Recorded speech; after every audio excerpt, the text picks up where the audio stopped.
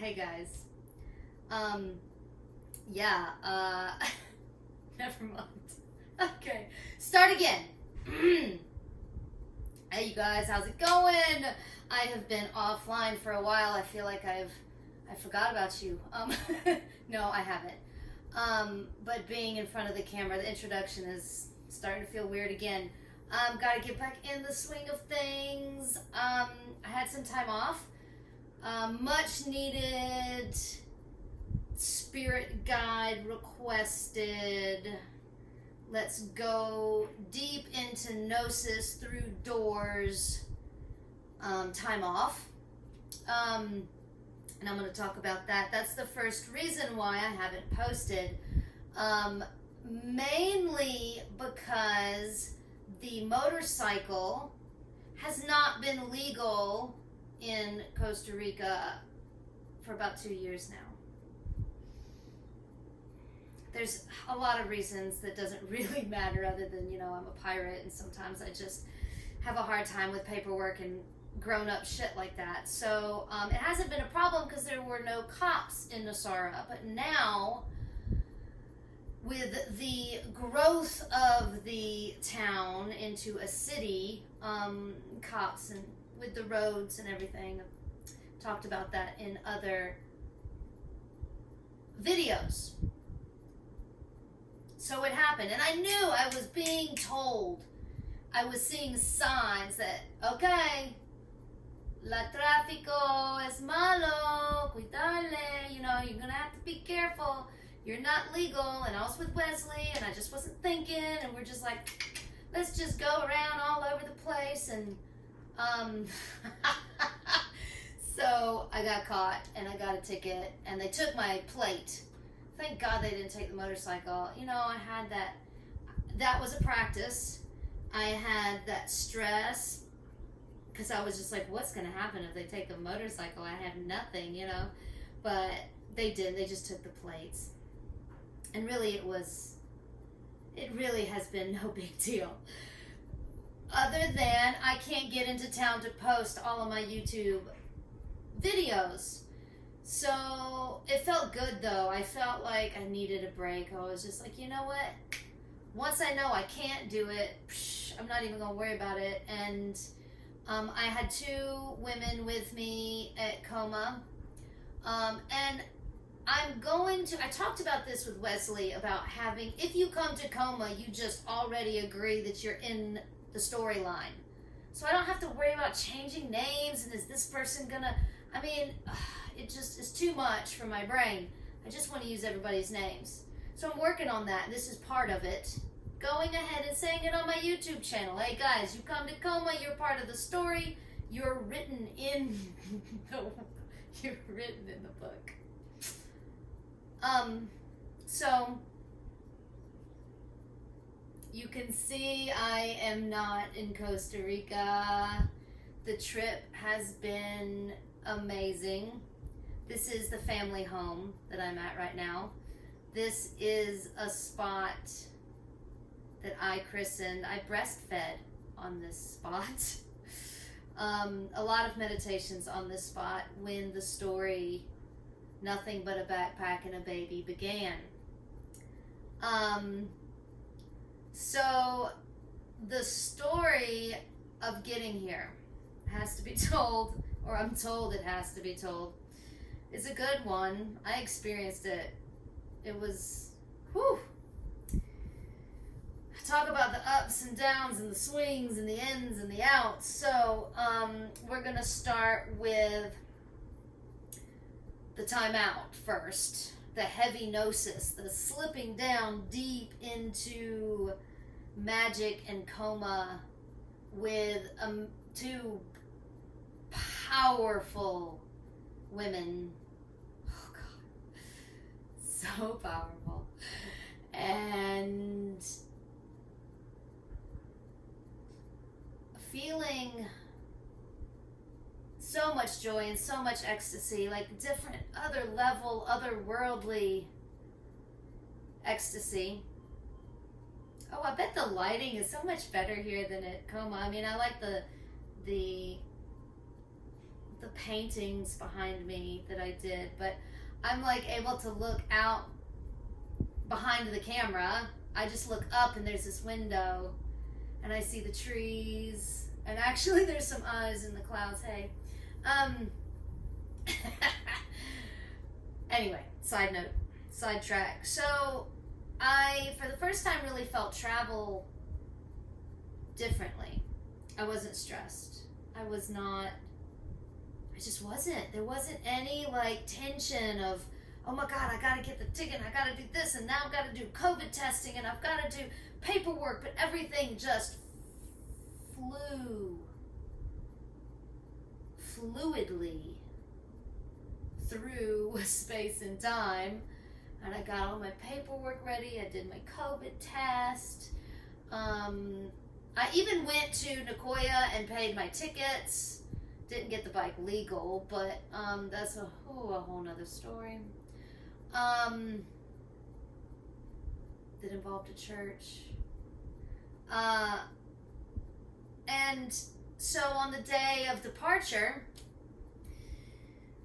it was raining to begin with, and I was like, oh man, you know, that's kind of gonna suck, but you know, it's whatever. And I got my trash bag to put over my backpack and suitcase, all of my stuff. I got prepared for the rain, and then the rain just stopped when I was walking and when I needed it to, and the sun came up, and the rest of the day was beautiful. But anyway, I get to Nosara, and the plan was I was going to go straight and get tickets to the bus that was leaving at 3 o'clock in the morning. I was going to go walking distance to where I knew that there was a hostel, and I was just going to get a room there. And I was just thinking, you know, it's still a small town. It's not like the city hub of America, which now I guess I need to stop thinking about it like that. So I got there to buy the tickets, and the bus was full. A 3 o'clock in the morning bus in the middle of the jungle was completely full, and I, for a brief second, was just like, oh, like, what? But then it was instant, and I was like, well, I'll just have to take a taxi. I asked him, I was like, you know, can you call me a taxi? He was like, sure. You know, he had talked to me. I knew the guy. You know, I see him all the time. I talked to him about the buses all the time. And I was like, why didn't you tell me I needed to buy the tickets 2 days in advance? Kind of in broken Spanish. But he understood what I was saying because he laughed. And he was like, sí, claro. Necesito comprar 2 días antes. And I was just like, en serio, ma, es increíble. And so, yeah, so Moscow, the driving company that I use a lot, ends up picking me up. So I was just like, hey, man, how's it going, you know? We're going to be in this car together. And he's like, no, Spanish. I'm going to take you to my house, and then another driver's going to get you. Is that cool? And I'm like, yeah, that's cool. You know, no worries. So all of a sudden, we're in this taxi with this other guy, and it's a van, a tourist van, and it's just me and Sophie, and I'm able to stretch out, and Sophie's laying down. I got my feet propped up, and I'm just like, I mean, I don't really like the air conditioning, but there's air conditioning, and I just felt it's a lot more expensive. We're talking like $20 and $200. For me, that's a huge difference, right? Like $200, $230 actually. But, you know, at this point, with all of my practices, I'm just, you know, I'm living in abundance now. I know that I have it. I know that it's available. I know that apparently it was needed. And oh my God, the downloads in this taxi, it was such a spiritual experience in this fucking taxi. The guy was playing the good music, so I was like, hey, I love this song. I started singing, and then he started feeling comfortable, and he started singing, and then we were singing together, and we were vocalizing through Costa Rica together, and I was like, I was transported into this chariot, and I was like, I am free. which was screamed into the ocean the day before. And I felt the ocean telling me,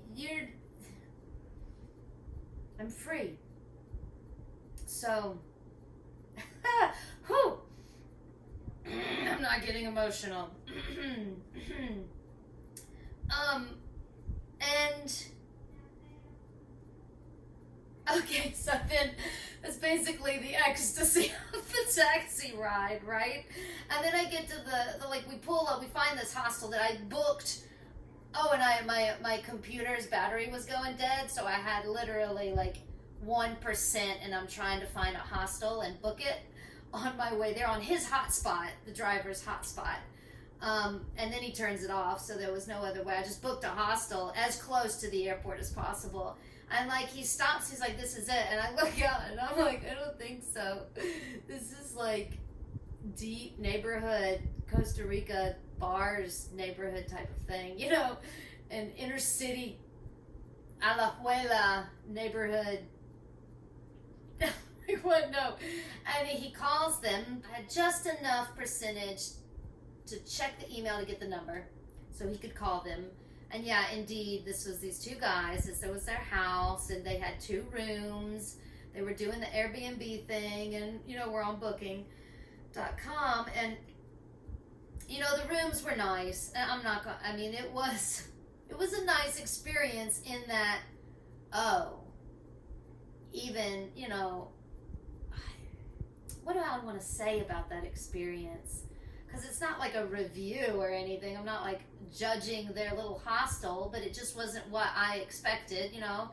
I was thinking I was going to, you know, be in abundance and get a room with a bathroom and stuff, you know, but it just turned out that it didn't, and it was fine. These guys were super cute, super like, oh my God, they're prana. And I mean, I have a lot of prana too, so there was, you know, there was some winking and laughing and, you know, shooting the shit and, you know, tattoos, talking about tattoos and talking about Costa Rica for the little bit of language that I had. And one of the guys that had the most prana, like, I was like, you need to just, you know, easy there, you know. But he had a tattoo and wanted a tattoo and was like, yeah, it was just all about it.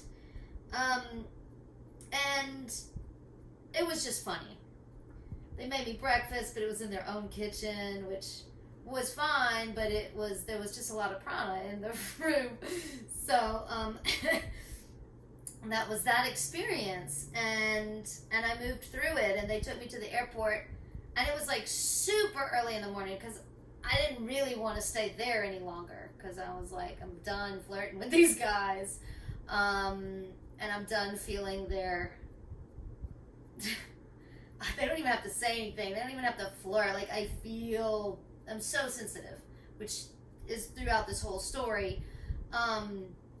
So I'm like, just take me to the airport early as hell. I have hung out in airports. So I get there, everything is so smooth and so easy and so beautiful. I got all my paperwork. Yep, there's my COVID shit. There's my this, there's my that.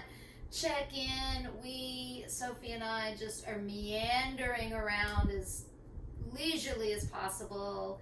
I even bought myself a hat, which I was excited about. I was like, oh my God, I was at the store. I was like, ooh, no, yes, you spent $230 on this taxi and you want to buy yourself a hat. And I was like, no, you want to buy yourself a hat because your other hat is old and nasty and you can buy yourself this hat and it's just a hat. So anyway, I bought the hat. So I was happy about that. And then Sophie and I are in the store with all the toys. This is before the hat. Sophie and I are in the toy store and we're looking at toys and we're talking about how, you know, we're not going to buy anything. And this woman comes up and she's like, I just want to ask you, is it okay if I buy your daughter a toy? And I was just like, what? And yeah. She was like, well, there's a special going on where if I buy two toys, stuffed toys. I get a third one free, and I only have 2 kids, so I want to. And Sophie was in the store. We were there, so it was like, Sophie all of a sudden was like, she was like, I manifested that, Mommy. I manifested it, because she had her eyes on this stuffed unicorn. It's all about the unicorns. Me too. Oh, the unicorns.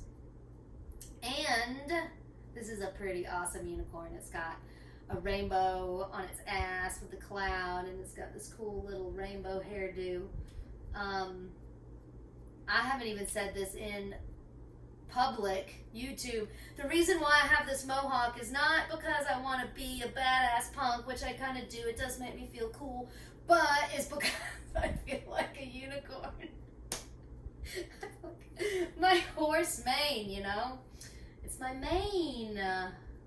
Anyway, side note just for authenticity. I don't know.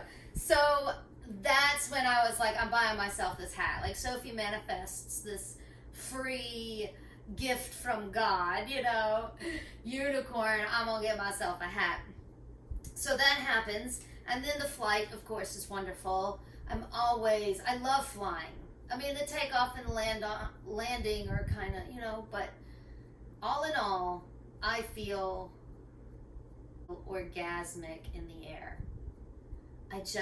I can close my eyes and look out the window and feel the vibration of where I am, and I feel the clouds feeling my vibration, and I like to go into this meditation where I'm just extending this electrical energy as far out. I'm like, oh, you clouds feel me, and you clouds feel me, and this airplane is surrounded by my energy.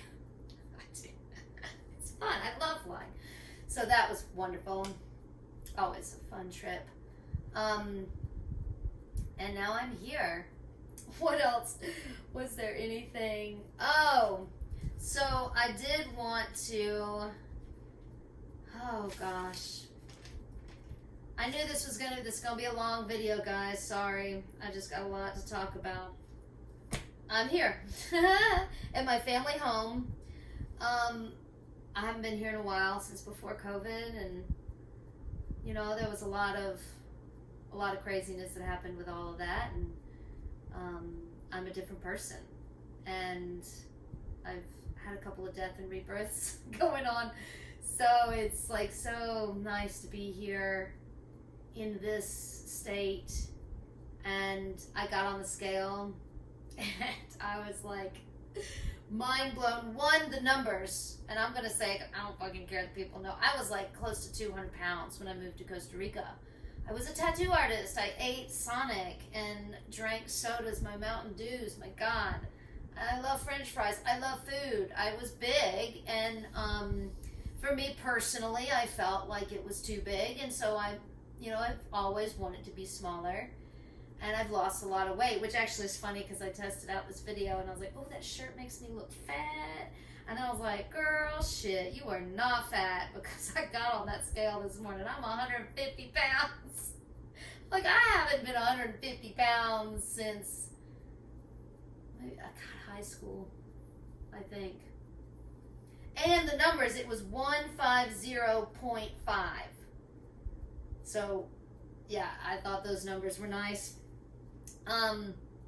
And so my dream last night was interesting. And I mean, we got to the Atlanta airport at like midnight. We didn't get home because it's like a 2-hour drive, the whole thing, until like 2-3 o'clock in the morning. And then of course the family not seeing each other in forever. Of course, we didn't go to bed until like 5 or 6 o'clock. So, anyway, it was a late morning, and I woke up and I had this dream. I was in a small group, and there was a couple, and I was trying to tell this couple something, and they weren't paying attention to me, and I was getting frustrated about that. Had something to do with kids and parenting. And then, I don't know if I want to say her name. I mean, the story's not going to make any sense if I don't say her name. It's a fucking dream. whatever. She's basically famous. Lama Soltramalion from Tara Mandala, or I probably could have just said Lama and been a little bit more incognito with it. But anyway, shows up in my dream, and this is not the first time I have dreamt about her essence. But she tells me that the journals for that time, like the Tara Mandala journals, manuscripts, it was just a book. And she said, this book was written too lightly, like pencil. I had this idea that it was like, I needed to go over it with pen. So she said, it needs to be darker. I need you to rewrite it, and I want you to rewrite it. So I was like, oh man, there was so much honor and just like amazingness feelings in me. I broke down crying. And then one of the girls, that we were all laying down in the room, and there was some stuff that was going on that I didn't feel was, I was like, no, you can't be doing that. You need to ask permission before you touch Lama like that, you know? Very protective, like, and then somehow the focus was on me and Lama, and she expressed to me that I was the one that she wanted. Why am I even talking about this dream? Oh my God. So I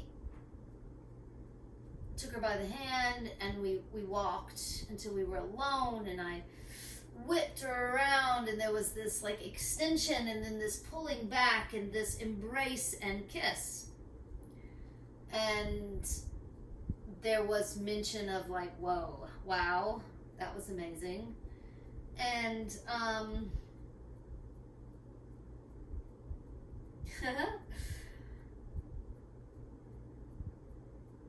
so yeah, I mean, that was basically it, with a little bit of passion. It wasn't anything more than that. It was just a beautiful moment. And then I woke up. So I'm like, wow. And I thought that Lama was, I mean, she is the founder of the Temple of the 21 Taras. She embodies this temple that I conceived a Dakini goddess child from in my stomach, who is with us. And I might put that video clip in now. I told her I was doing this video, and she got all excited and she wanted to do it, so I'm going to put that in right here. Hi guys, so I wanted to tell you something. Okay. I'm Gemini, and I actually turned into an angel at night and a wolf at a wake up time. That's all I have. Say goodbye. And I want to see. And yeah, she is so adorable. And she's so excited to be here with family and experience this whole new world. A whole new world. Fantastic point of view. And I thought of Vajra Dakini. And I thought of being able to transmute sexual energy, prana, into compassion, which is what this gnosis was all about with these two women. The amount of prana and feeling tremendous amounts of prana and feeling that it's unconditional love. There's nothing attached to it. There's no expectations. It just is on its own. And Vajra Dakini embodies this, changing the prana into compassionate energy. She also changes mundane worldly activities into spiritual practices, which it's not the first time. Like, this is not the first time this Vajradakini has come to me and talked to me. She just was there again all of a sudden and is like, girl, you got to see this. You know this is going on around you. And now I guess apparently I have to share it with the world. Being able to just, I'm doing this, this is a spiritual practice for me. Just this fucking YouTube video. The taxi ride was a spiritual practice. And it's just like, yeah, okay. I feel you. I feel the divine deeply in my soul and everywhere and in everything around me. And I'm really excited to get back on YouTube and share all this with you. And tomorrow I'm getting to work. I'm doing all my tattoos and I'm going to get a nice camera.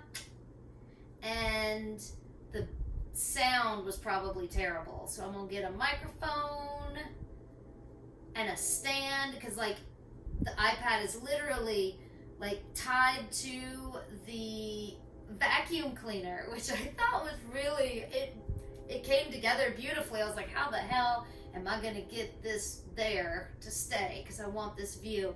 I love this painting. I do.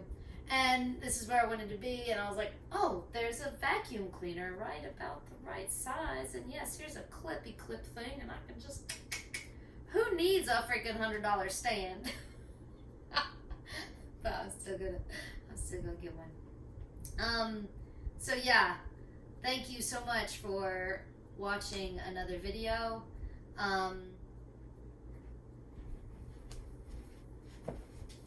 gosh.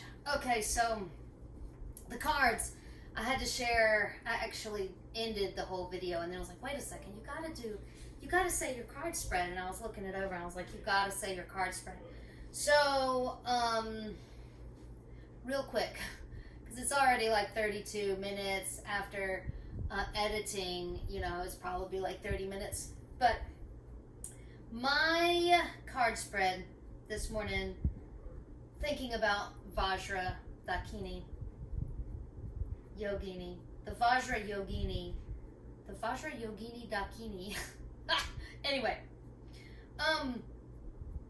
the center was Ace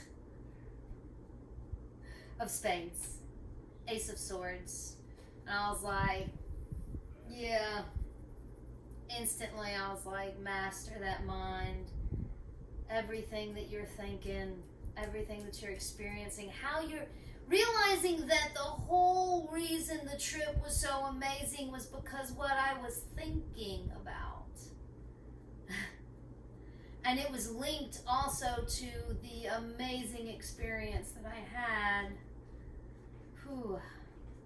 Thinking, what was I thinking about? You don't want to know? Actually, you definitely want to know what I was thinking about all the time.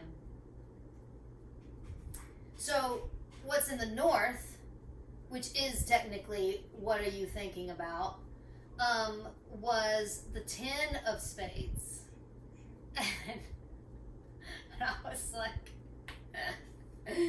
this is in my deck, the Death card. And eventually I'm going to do a video about how I called the Arcana out of my playing card deck. It was magical. Of course I did it magically. And there is a reason for everything. Like, why is it 10 of Swords, Death? Whatever. But anyway, that's just what it is. Yes, death, transformation, going through doors, being here on the other side of the other side of the door, on the other side of the veil. So transformative. So what's in the south was Queen of Hearts. And I was like, Queen of Hearts actually came out, and again, okay, this is an interesting, because in my deck, Queen of Hearts is the sun, and I know that typically we think of the sun as masculine, but I do think of everything as gender fluid, because everything is, in its perfected form, gender fluid. So the Queen of Hearts is the sun, which has come up. I mean, it's, you know, if you're a tarot reader, it's, you know, everything's joyous and happy and wonderful, and you know, but it also brought me back to a lot of the gnosis that I did, like on the beach, and all of the sun worship that I do, and kissing the sun every morning, and how the sun has been changing for me in a way. And what I wrote was, I am a healer. The sun is connected with healers. All the sun gods and goddesses are healers. Anyway, what's in the east? 3 of Hearts. And you know, like, oh, the hearts, that's nice. And 3, the numbers, the 3s have been coming around a lot. 33, 333. Whew, all those 3s. And I was like, we were 3 women, me and the 2 women that were working, we were 3. And 3 of Hearts, it is that company, it is that joy in companionship and in friendship and in groups. I wrote, Coma Kids will shed light on everything. And they did. And God bless. I wonder if that's why I say so much, and it's like, you know, when you edit it out, you're like, God, you say all the time. So. Those are mantras.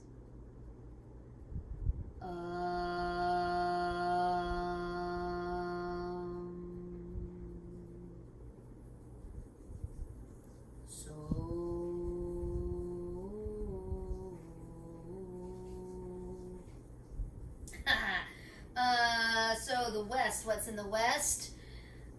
Queen of Wands, the Queen of Fire. And I love her in the West. I love a queen in the West, because I always am like, going to bed with a queen. Always. It does, that joke never gets old. I'm always like, yeah, baby, you know I'm going to be going to bed with you at the end of the day.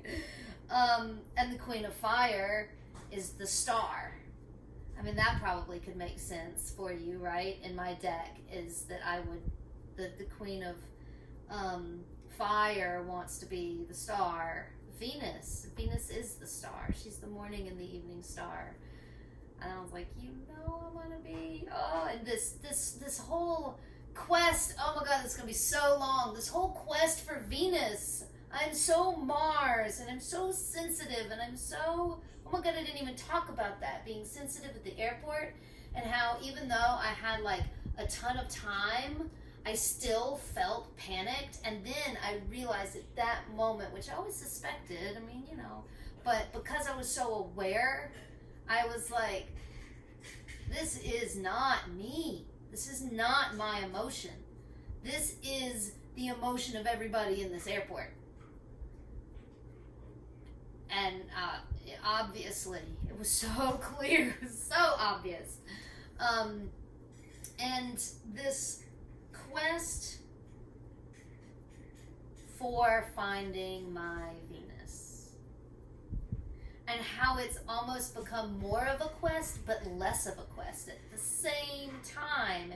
It's like I feel her getting so close, but I'm so unattached to, I'm so like, Venus, the planet, you are there. You feel me, I feel you, and that is all I need. Literally, I don't need another human, but it's so nice. Human touch is glorious. And oh God, that's a whole nother, like, we need it, blah, blah, blah. It's, especially with COVID and all this social distancing, which, I mean, I am for social distancing, don't get me wrong. This has also been a part of my trip. Strangers, I want to keep at a very far distance. The people that I care for and I love, even if it's just a platonic love, I want so close. Close, close, close. Oh, so close. Anyway, that is the end of my spread. Oh, okay, I have to say what I wrote was going to bed with the Queen of Fire to find my queen. Will I? The star, Venus, my Venus. I call you and I sing to you. And then the next thing I wrote was, my mom just told me that I always wanted to read. We were talking about Sophie and wanting to read and how she's just like, she's like not really interested. But my mom was like, you were always wanting to figure out those words. What is on that paper? What does it say? And I just thought it was a really cute image of myself being like, I need to know these words. There is something to them. I need to write. What? What are these words on this paper? And what is it all about? So, now that I'm back to work, I am also going to get my website revamped, start getting that renovated. And all of my links and everything, check me out on Linktree. I do have a Patreon, and we'll try to get to Patreon. Do something with that. I've got to be like super creative, because everything has got to be super creative. And my spiritual texts, I just talked to my brother about trying to get that third one published on Amazon. And what else? Please like and subscribe. I found a friend of mine, Gypsy, who we haven't met in person, but we've been talking now since she actually came to me in the social media realm when my lights were gone. I had no electricity for like 3 weeks. And there was a post that she did about abundance and Bitcoin and currency. And she has a YouTube channel, so I'm going to put her link. Now I've got somebody's link that I really want to share. I'm looking forward to meeting her soon. She said she's traveling around, you know, she's getting with the vibes. And yeah, so surprise link below, the affiliates link. So hopefully, I saw this whole video about taxes on YouTube and everything, but I'm definitely not making enough money to worry about taxes on YouTube. But if you guys help me out by liking and subscribing and checking out that surprise link below, maybe that could be a thing where I could try to, now I have to figure out taxes, yay, and actually be happy about that. Don't get me wrong, this whole abundancy thing, I'm a tattoo artist, right? I know how, I've always been able to make money. That's not a problem. It's never been a problem for me to make it. It's been the relationship that I have with it, and the feeling of lack, no matter how much I had of it, the feeling of the hoarding, of needing more and more. It's that food. It's a relationship with food, right? It's that eating, binge eating. I I had loads of cash in my hand at a time. You know, I'd go on tour and everything's paid in cash, and I would just have rolls, you know, and but it was like, oh, I can't stop at this restaurant and eat because I don't have any money. What kind of craziness is that? So, you know, being able to, through COVID and losing my job for a year, a little over a year, I have been able to work through a lot of that stuff. And yeah, I'm supposed to be wrapping it up, so thank you so much for watching. Take care. That indeed is the end of this video. Thank you so much. In love and light. Ciao.